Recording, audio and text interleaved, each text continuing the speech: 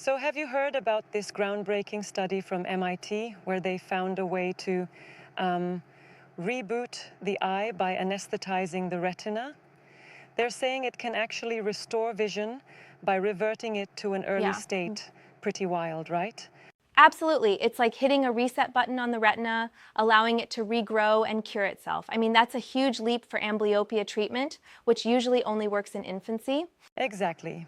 In people with amblyopia, the brain basically learns to ignore one eye, and conventional treatments only have a chance in early childhood.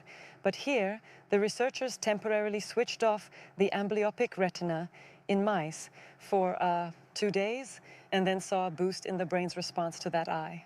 Right? So after those 2 days, the input from the once ignored eye was, almost on par with the normal eye. That suggests a kind of neural resynchronization in the visual cortex. Yeah, and what's especially cool is how they leveraged prior studies. In 2008, they found that blocking signals from the retina causes these synchronous bursts in the lateral geniculate nucleus.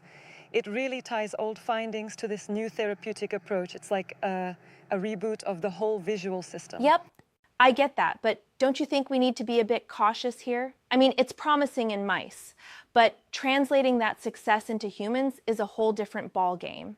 Certainly, that's a fair point. The study does mention plans to test the treatment in other animal models before even thinking about human application. But look at what Mark Bears said. The idea is to revive the amblyopic eye without messing with the good eye, which is a neat shift from the traditional patching methods.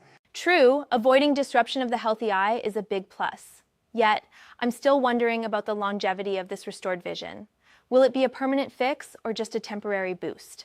Yeah, that's the big question.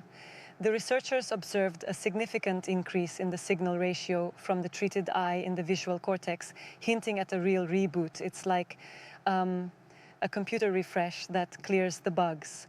But we'll need long-term studies to be sure. Definitely. It's a fascinating blend of neuroscience and innovative treatment. And while the leap from mice to humans is a cautious step, the implications for amblyopia are huge. Exactly. It's opening up an entirely new frontier for treating impaired vision, one where we might eventually help adults regain vision that was thought to be fixed. Pretty exciting stuff. For sure. I can't wait to see where this research leads next. Hopefully, it really does pave the way for a revolutionary treatment.